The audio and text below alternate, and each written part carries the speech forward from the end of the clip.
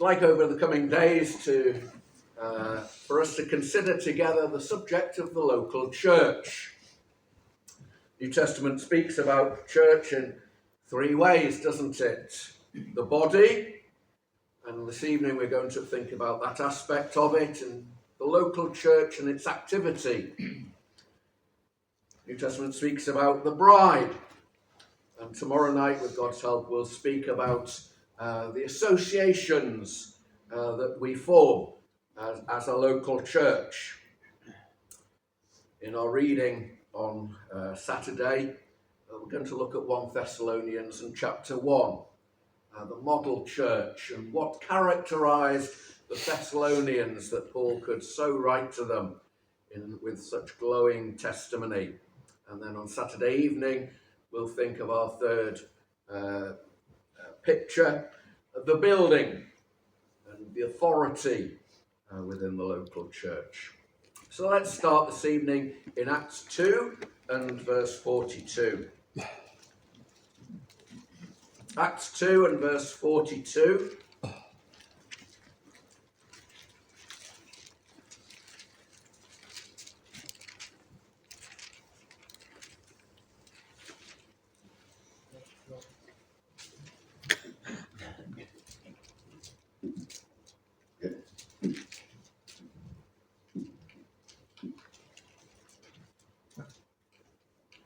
Technology is great when it works. Thank you very much.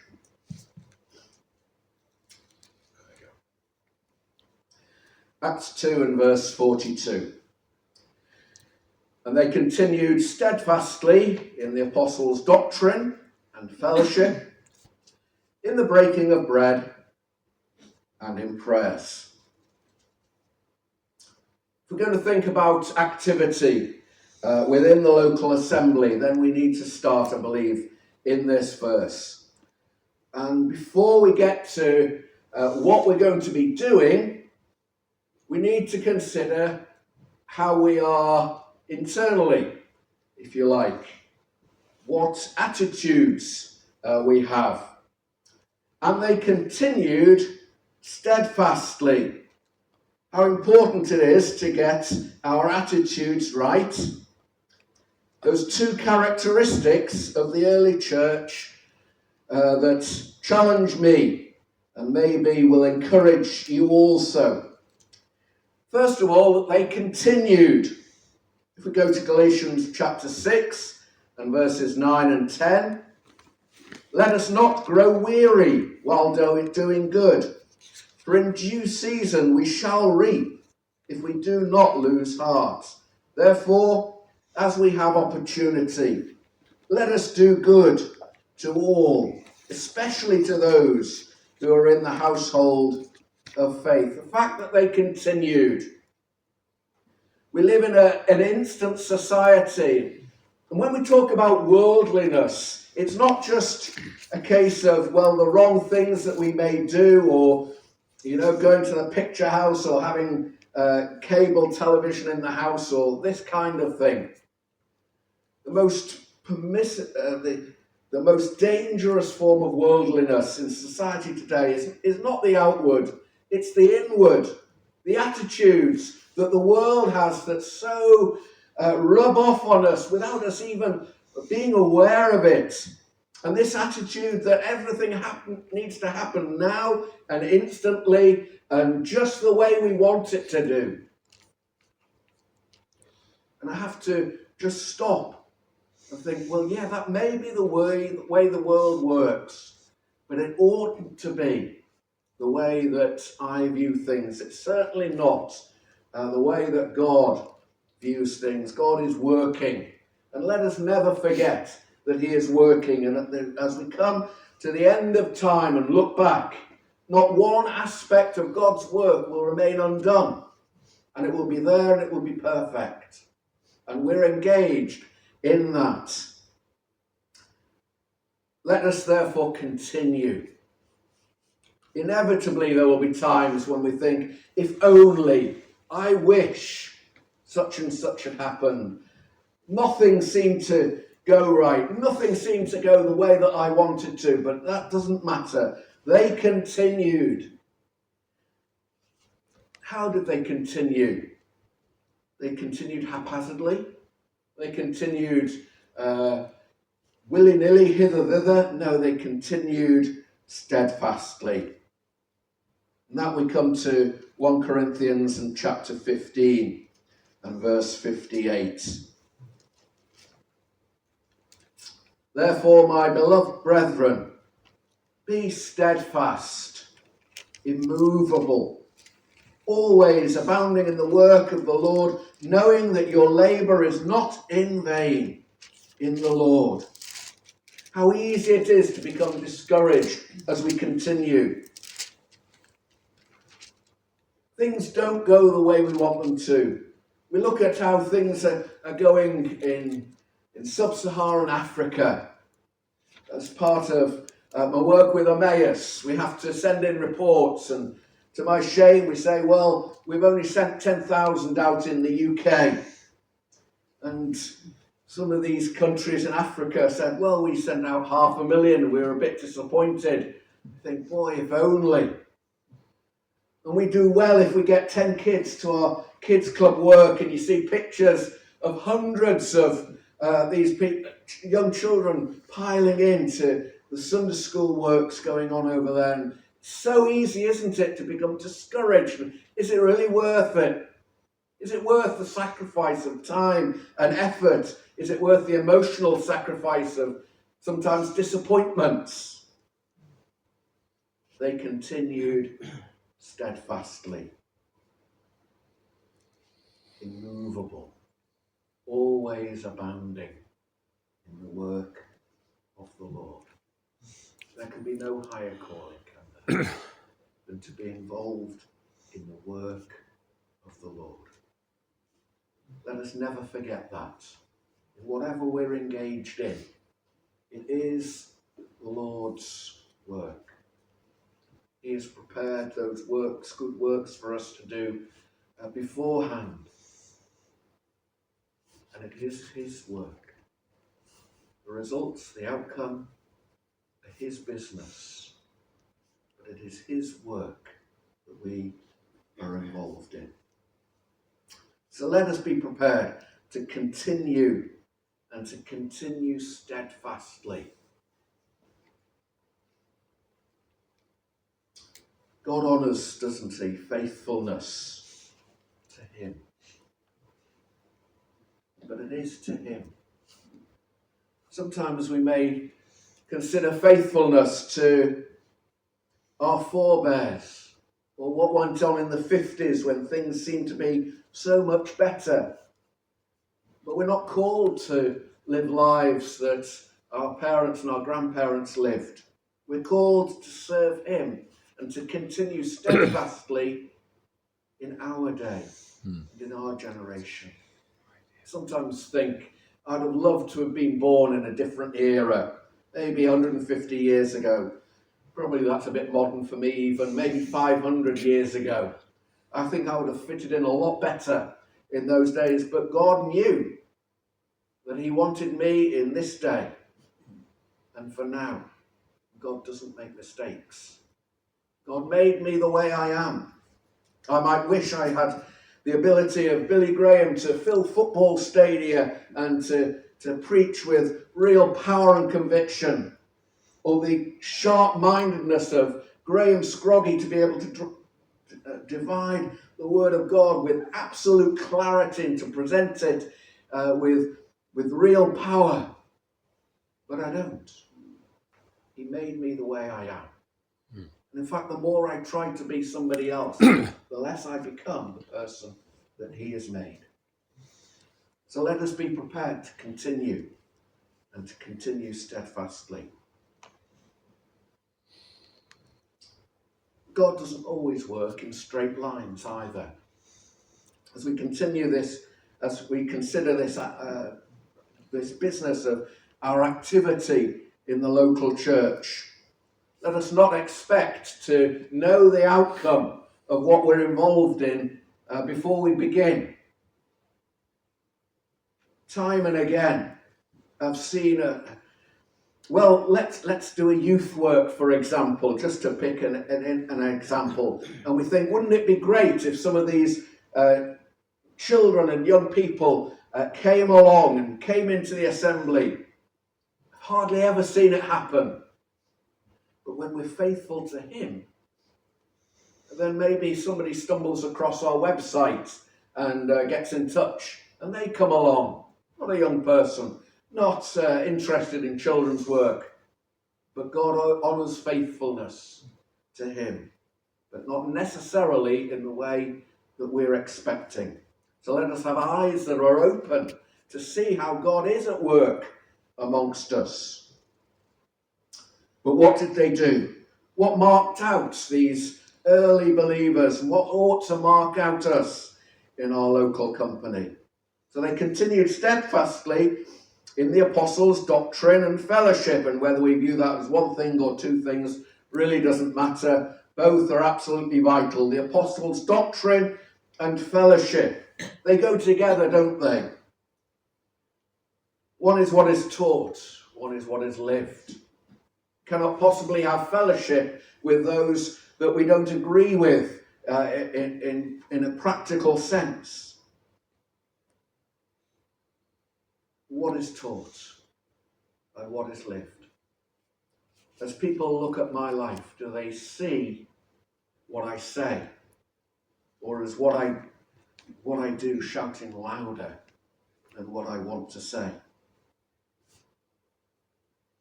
How important knowing and understanding his word is today. It was just a few years after I'd started work with Emmaus that an older gentleman, who was probably in his 70s, wrote to me. I'd sent him the course on Jonah. And he wrote back and said, I really enjoyed that study. It was excellent. I thoroughly enjoyed it. I was saved when I was a child in Sunday school, and I remember hearing the stories about Jonah as a wee lad. But I've never heard anybody in all my years speaking about Jonah, and he was now in his 70s. That struck me. That's a worry, isn't it? You could imagine if it was maybe Habakkuk or Zephaniah. Almost. They're not the go-to books in a Bible study, are they? And maybe it's been a few months at least since we covered them in our Assembly Bible reading in Liverpool. But I kind of think Jonah is a reasonably well-known story. Okay, you might not cover it as a Bible study, but for nobody to speak about it in 60 to 70 years, it makes me wonder what is being taught. Maybe isn't what's in this book. Last week I was at the Christian Resources exhibition down in London, and the Bible Society had a stand there, and they produced a report based on some recent research on the state of Christianity in our country over the last 8 or so years. Broadly speaking, it was encouraging in that more people today will admit to going to church and being interested in Christianity than they did 8 years ago, particularly among the Gen Z, which I believe is a sort of 20-year-old-ish generation. Particularly young men, but not exclusively so. And they were finding their ways into churches more and more. And that was a tremendously encouraging message from the research and the polling that the Bible Society had undertaken. But then I dug a little bit deeper. And one of the messages was, although people are going to church more these days, and that is to be encouraged and commended, people's attitude towards the Bible really hadn't changed very much. It was viewed as somewhat archaic, maybe a good set of interesting moral rules, but not wholly reliable. And then when he dug a little bit deeper, the criteria for going to church was, well, I attend church at least once a month. Now, attending church once a month is clearly better than not at all, so we shouldn't be churlish. But attending church once a month should never be considered normal Christianity, should it? The activity of the local church requires you and me. It doesn't happen automatically. It only happens as we are involved in it. And to be involved in it, we need to be here and to be committed to being here. It's no good saying, well, we're going to do this and such time arrives and, oh, well, sorry, I was working late, or sorry, I was called away on some other engagement, or I've just booked a holiday, sorry. We need to be reliable and we need to be there. They continued steadfastly in the apostles' doctrine and fellowship. What is taught and what is lived. Let us never move away from what the scriptures say. We have no reason to be embarrassed in them. And the scriptures say things that are out of kilter with the world and with society today. That doesn't matter. We just teach them anyway. But we need to teach them in a way that is understandable. We just do is never a good response. The apostles' doctrine and fellowship. In the breaking of bread, the centrality of the breaking of bread to the activity of the local company. Let us never move away. Is it just me that is worried by the fact that the breaking of bread is being relegated to the 5th Sunday in the month after the main event and only for a select company, but not really for the whole church? Or it's being contracted into the first quarter an hour, and after that we'll do all the fun and exciting stuff. The breaking of bread was absolutely core and fundamental to these early believers, and it ought to be in our meetings together that the breaking of bread retains its centrality. It's not an add-on. It's not there to entertain. It's not there to be enjoyed and make us feel better. We live in days of the sovereign self, don't we? Where what does it do for me? What do I get out of it? Whatever it may be. Seems to be so key to the way that so many people think about it. And yet the breaking of bread stands absolutely above that. It's what it gives to him. But as we come together on Lord's Day morning, as it were, we gather around his cross, do we have nothing to say to him? We arrive with our minds full of, did I remember to set the oven and put it on? Did I remember to email so-and-so with that last minute bit of business? Have I prepared for this evening's message? As we gather around his cross, have we nothing to say to him? Each one of us, male and female, have a part to play and a contribution to make, whether audible or silent. Do we really have nothing to say as we look up upon his cross and see the weight of our judgment taken by him? The breaking of bread is all about him, isn't it? And I know I said that the breaking of bread isn't for our benefit, but it really is. It does benefit us, doesn't it? Because it's all about him. And at least for 1 hour in a week, we have our eyes taken off ourselves and our problems and our needs and what we are doing, and we focus upon him.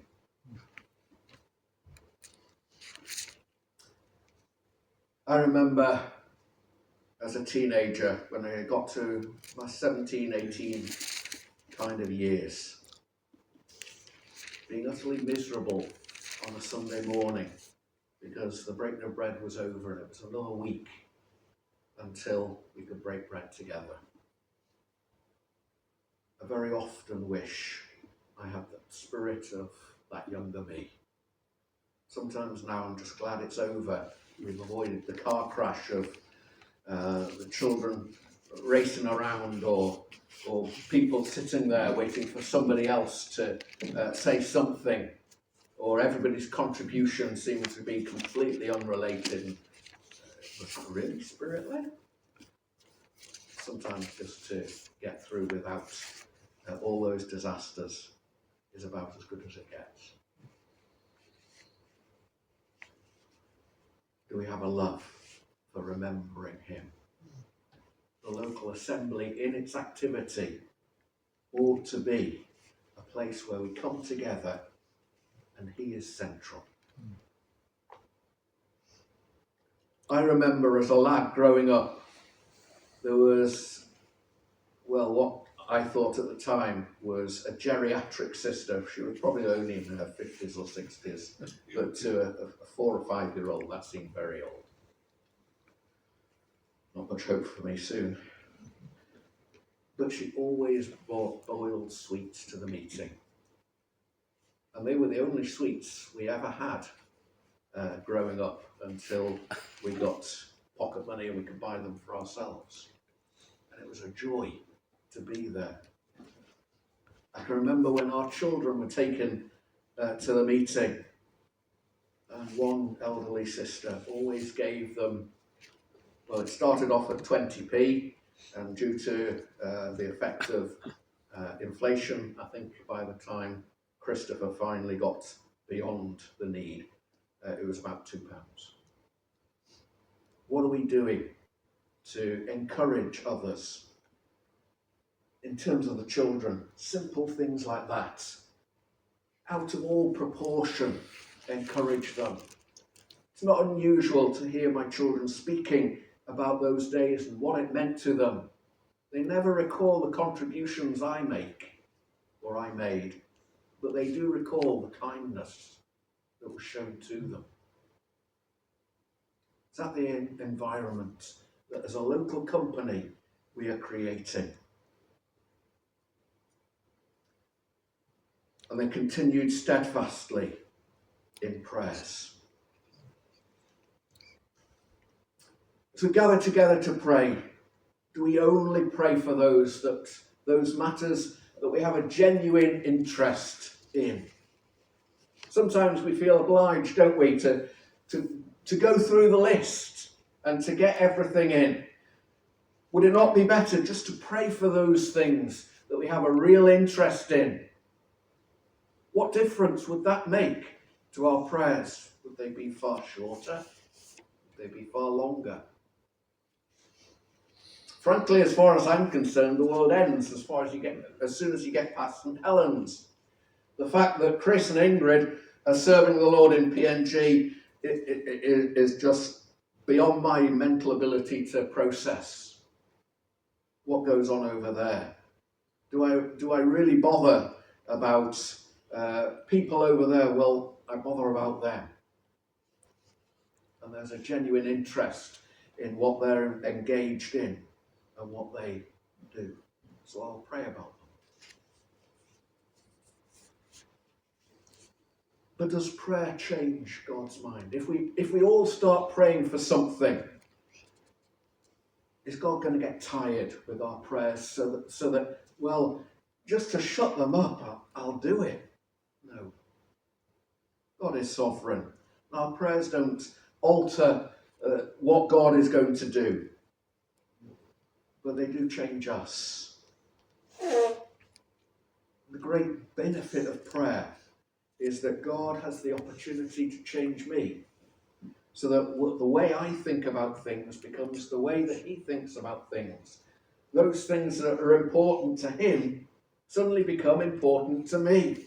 I could come up with a list of 20 things quite easily that I think are important. I wonder how many of those things are really on God's importance list. As we spend time in prayer, then our minds are changed and fashioned like his mind. They continued steadfastly in prayer.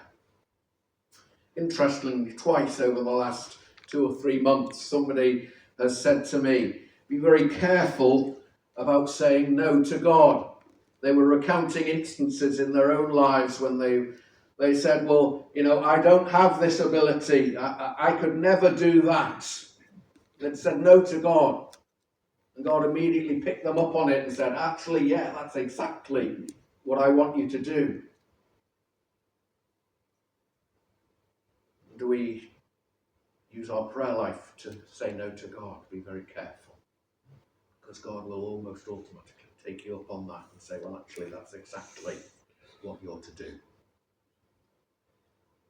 Prayer gives us an insight, doesn't it, into what is important to others as they came together to pray. Fascinating listening to other people pray. Stops me becoming self-absorbed in all the things that matter to me, as if everyone should have the priorities that I have. But as I listen to other people praying, I'm forced to realise, well, yeah, actually, other people have a point of view, and they have things that are important to them. And then maybe I go a step further and think, well, actually, I could help meet those needs. I could do something about that. Those ones that find it difficult to be there, well, maybe I could give them a lift. How important prayer was and how important prayer is to the life of the local assembly. They continued steadfastly. Apostles' doctrine and fellowship, in the breaking of bread, and in prayers. Let's turn over to 1 Corinthians and chapter 12. We've been working through Corinthians in our local Bible reading. And chapter 12 perhaps gives us the clearest insight into the way in which Paul viewed the activity of the local church and the way that it works together. And there are two major themes for assembly life in chapter 12. Firstly, there's the matter of gift. Secondly, the picture of the body. And we'll spend a few moments on each one.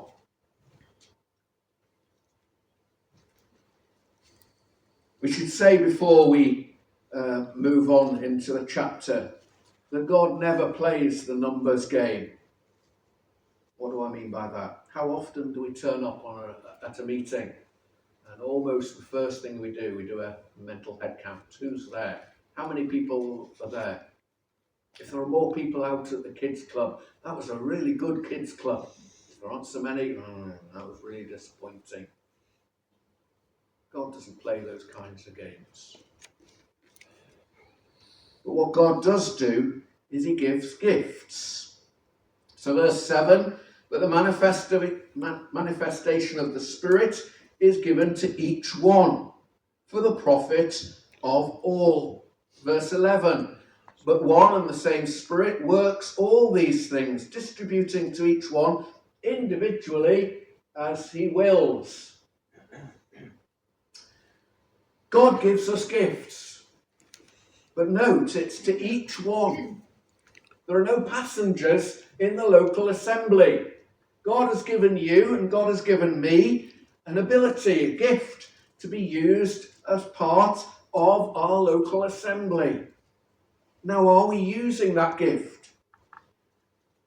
It used to trouble me greatly as to what my gift was, and if I'm honest, I still probably would say, well, I don't really know. But there we are. God has given to each one. But it's not to make me look good. It's not for me to get up and say, well, this is the way we're going to do things for my benefit. No. It's for the profit of all. And if God has given the gift, then there's no kudos to me. There's no credit to me. I was to give you £15 billion, you would probably rightly go to your neighbour and say, well, I'm a billionaire now. And you would feel quite smug about it. But there would be no credit to you in being a billionaire. Everything you had been given to you through no merit of your own. So it is in the local company. There's no credit to us in the exercise of our gifts. We don't expect to be lauded and have our names put on a plaque on the wall because we have done our bit. But it is to each one. There ought to be no passengers in the local assembly. If I'm not doing my bit, if I'm not using the gift that God has given me, then there's a missing bit. It's not for somebody else to fill in the gaps. Not for somebody else to say, well, I'm not going to use my gift because I'll do that instead. No. It's for the profit of all. And it's as he wills. It's not for me to say, well, I wish I was a fervent gospel preacher. I wish I had that gift of evangelism that could sit down at the bus stop and just talk to somebody and share the gospel and create the opportunity without being completely tongue-tied and only afterwards thinking, maybe I should have said that. It's as he wills. So let us never think, well, if only I had that gift, then I would do something. What we're actually saying is, God, you've made a mistake. If only you had given me this gift, then I could have done that. Let us be very careful never to go down that kind of path. Some time ago, I was fitting carpet at home in an understairs cupboard. I've got just the right size piece. It's just a little bit big, so it needed trimming. Of course, the kitchen scissors were no good. So I thought, well, I know what I'll do. I'll get Dawn's dressmaking scissors out because they're really heavy and big and they will cut straight through the carpet, no problems at all. It'll just take me 5 minutes. Sad to say, Dawn got back from doing the weekly shop just as I was about to start and very politely, what do you think you're doing with them? Well, I was going to cut the carpet, it's obvious. No, you're not. Why not? Because dressmaking scissors aren't for cutting carpet, they're for cutting thin material. Things have a specific purpose, don't they? And it's not for us to say, well, God's given me this gift, but it's not really very noticeable, it's not very exciting. I want to be doing, up on the platform bits, or I want to be doing the bits that really get noticed. We do what the gift is there for. Ideally, as an assembly, we use our gifts and only the gift that's in the way that it is. And our assemblies should be set up to encourage that. So I've been to assemblies where it's clear they're so hospitable and their ability to cater and just draw people in is obvious. And so that's what they do. And week by week, faithfully, every Sunday, they have tea together. And over those meals, there's opportunity just to gossip the gospel and to chatter and to share and form community and build up his body. That's not for everybody. But those who take decisions within assembly ought to be looking at each one within the assembly. What gifts are there? What's so-and-so good at? What's sister so-and-so able to do? And then creating the opportunities for those gifts to be able to be used. Broadly speaking, we blunt our abilities to serve when we step outside of using our gift to do something else. That said, it is worth just reading two scriptures. Firstly, in Ecclesiastes, in chapter 9.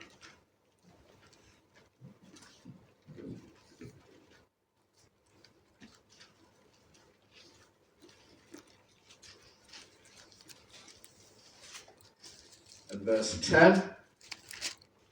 Whatever your hand finds to do, do it with your might. For there is no work or device or knowledge or wisdom in the grave where you are going. 2 points to make from that verse. Whatever your hand finds to do. Let us not be so consumed, well, when God shows me what I'm good at, when I have a clear indication of what I ought to be doing, then I'll get on with it. No, whatever your hand finds to do. Let us just get on with serving. As we see at the end of the verse, there is no device or knowledge or wisdom in the grave where you are going. Life isn't a dry run. It isn't a rehearsal for the main event, is it? We have this opportunity to serve. And there is a day to come when we won't have that opportunity to serve. What are we doing for him? Turning over to 2 Timothy in chapter 4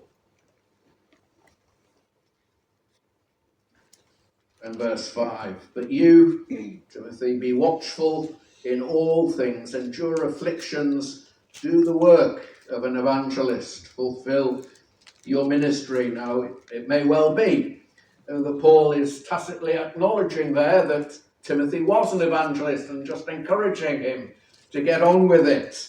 But it may be that Timothy wasn't.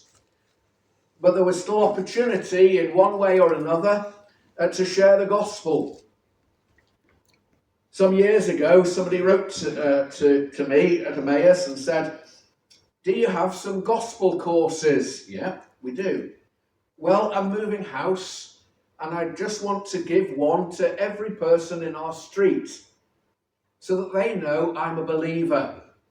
And if any time they want to talk about Christian matters, they'll know where to come. She wasn't bold. She wasn't the extrovert type that would just chatter to anybody, but she did want people to know that she was a believer. So she ordered some and put her name and details and a quick note on the inside cover and posted them through each door. She wasn't an evangelist, but she did the work of an evangelist. So let us be looking for opportunities to use whatever ability he has given us, whatever that may be. For those who have the responsibility within an assembly, let us look at who the Lord has given us and create the opportunities for each one to use their gifts. If that means some things have to stop so that other things can start, well, so be it. But let us encourage people to be fully committed to serving in whatever way that may be. He has given gifts to each one twice in verse 7 and verse 11. So let us not think that we have no part to play in the life of the local assembly. It's for somebody else. It's for the big wigs, the elders, whatever. It's for other people. No, it's for each one. We all have a part to play. And if I'm not doing my bit, then the assembly loses out by that. But in chapter 12 too, we get the picture very clearly presented to us of the body. So verse 12, for as the body is one, and has many members, but all the members of that one body, being many, are one body, so also Christ. Let us just pause there for a moment. We are his body. That is an utterly remarkable statement, isn't it? We're not just like his body. We're not just a corporate entity here upon earth that has no living relationship to the Lord in heaven. We are his body. So also Christ.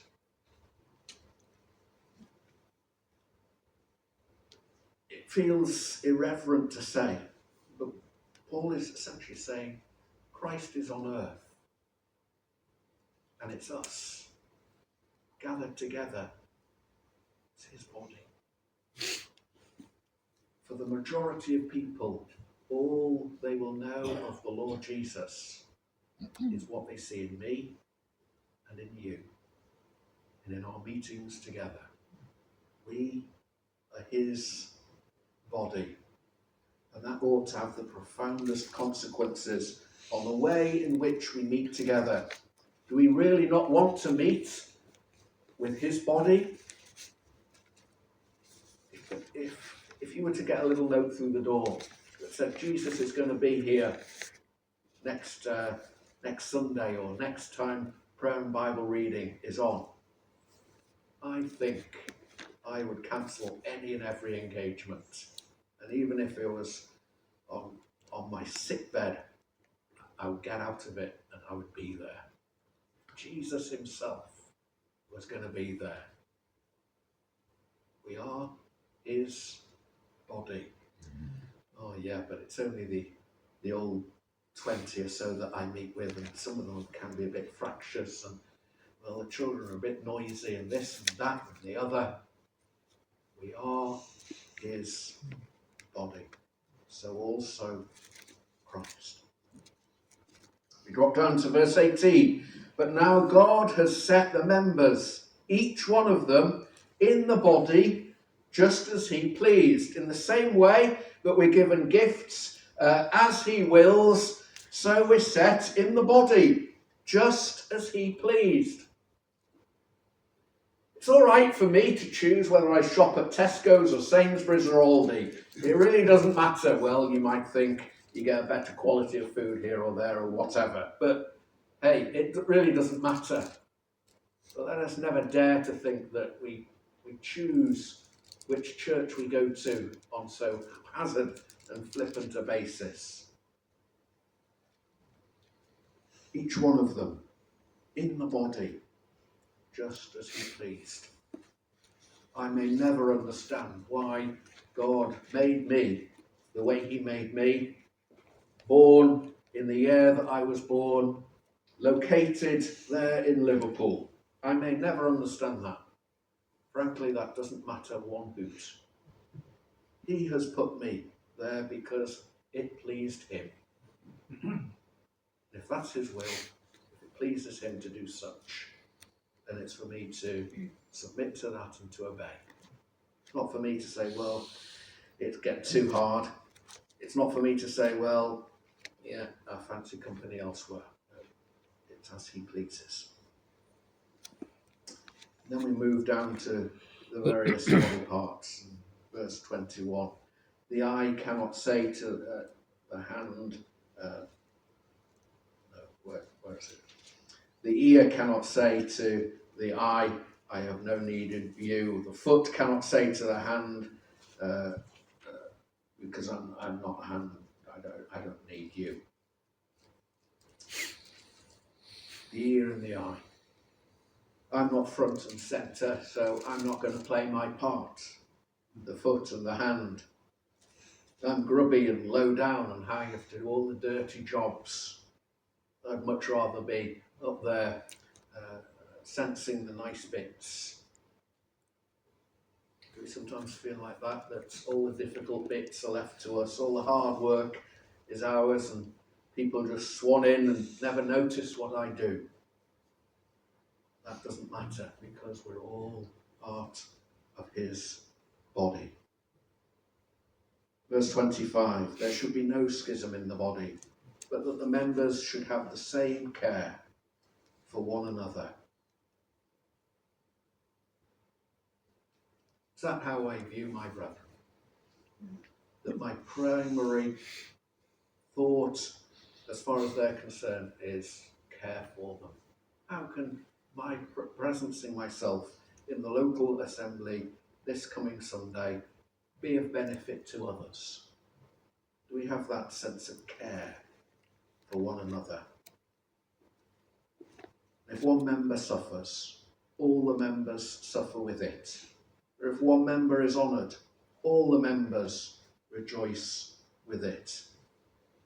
Do we have a sense that church isn't for me to please myself as to how we do things? I'm very happy using this particular hymn book. I'm very happy using this particular translation of the Bible. I'm very happy for the meeting to be that length or whatever. It doesn't matter that others find it difficult. It doesn't matter that others find it off-putting. It doesn't matter that others might have other views. One member suffers. All the members suffer with it. Let us have that sense of big vision, of care for one another, of putting others' needs before our own. And in doing so, the local company, the local church, will be built up for his glory.